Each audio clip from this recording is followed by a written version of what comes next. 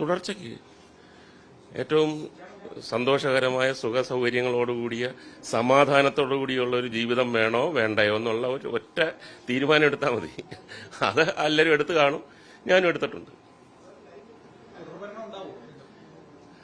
തീർച്ചയായിട്ടും കാര്യം ഇതെല്ലാം വേണമെന്നുണ്ടെങ്കിൽ തുടർഭരണം വേണം. ആ, കൊല്ലത്ത് മാത്രം. അപ്പം ബാക്കിയുള്ള സ്ഥലത്തൊക്കെ തുടരുമെന്നാണ്.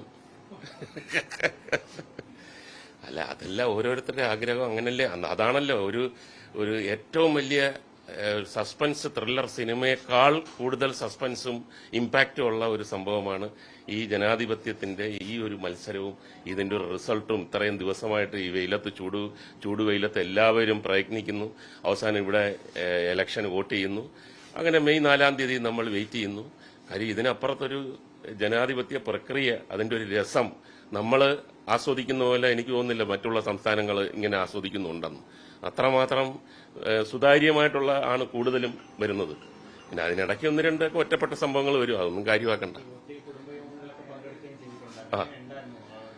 അല്ല, തീർച്ചയായിട്ടും അവര് ഓരോ പ്രാവശ്യവും ഇങ്ങനെ കൂടുതൽ ഈസി ആയിട്ടാണ് നമ്മുടെ കുടുംബയോഗങ്ങളെല്ലാം. കാര്യം ചെല്ലുമ്പോൾ തന്നെ അവർക്ക് നമ്മൾ പറയുമ്പോഴത്തേക്ക് എവിടെയാണ് അവർക്ക് സന്തോഷം വരുന്നത്, ചിരി വരുന്നത്, ശ്രദ്ധിച്ചിരിക്കുന്നത്, ഇതൊക്കെ തന്നെ വളരെ പോസിറ്റീവായിട്ടുള്ള ഒരു സമീപനമാണ് എല്ലാവരുടെ ഭാഗത്തുനിന്നും ഉണ്ടായിട്ടുള്ളത്.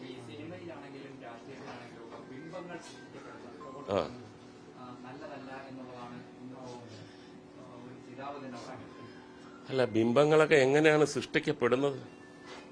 ഒരു ദിവസം വന്നിട്ട് എന്നെ ഒരു ബിംബമാക്കേ എന്ന് പറയുന്നതല്ലല്ലോ. എത്രയോ കൊല്ലങ്ങളായിട്ടുള്ള കഠിനാധ്വാനവും വിശ്വാസവും ജനങ്ങളുടെ ഇടയിലേക്ക് മനസ്സിലേക്ക് അങ്ങോട്ട് പതിപ്പിച്ച് കഴിയുമ്പോഴാണ് ഒരാളൊരു ബിംബമാവുന്നത്. അപ്പൊ എന്നെ ബിംബമാക്കരുത്, ഞാൻ അങ്ങനെ സൈഡിൽ കൂടെ പോകാമെന്ന് പറയുന്നതിനകത്ത് അർത്ഥമില്ല. എന്നെ ബിംബമാക്കെന്ന് പറയുന്നത് തെറ്റ്. ആയിപ്പോയി കഴിഞ്ഞാൽ അങ്ങനെ ആയിക്കോട്ടെ. കറങ്ങുന്നതല്ല, ആവശ്യമുണ്ടെങ്കിൽ, ഇയാൾ അത്ര വിശ്വാസമാണെങ്കിൽ, പറയുന്നതൊക്കെ നടത്തുന്നുണ്ടെങ്കിൽ, നമ്മളെ വിശ്വാസം കാത്തുരക്ഷിക്കുന്നുണ്ട്, നമ്മളെ സംരക്ഷിക്കുന്നുണ്ടെന്ന് പറഞ്ഞു കഴിഞ്ഞാൽ അതിനകത്ത് എന്താ തെറ്റ്?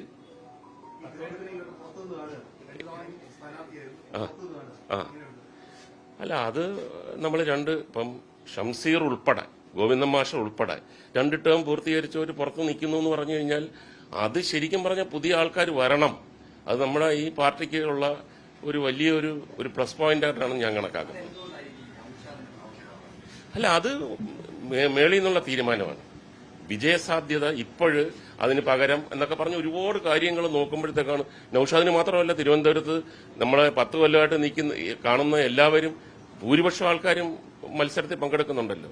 അതൊക്കെ അതിന്റെയൊക്കെ ഒരു ക്രൈറ്റീരിയ ഉണ്ട്. അതൊക്കെ രാഷ്ട്രീയമായിട്ടുള്ള തീരുമാനങ്ങൾ.